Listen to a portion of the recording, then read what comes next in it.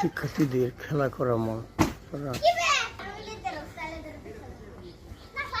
এবং এই যে দেখেন কন্ট্রাক্টও হচ্ছে যে এখান থেকে এখানে যেতে হলে 5,000 10,000 টাকা তারা দিবে। দেখেন যেতে পারছে তারা, কিন্তু না যেতে পারলেও সাহস করছে। দেখেন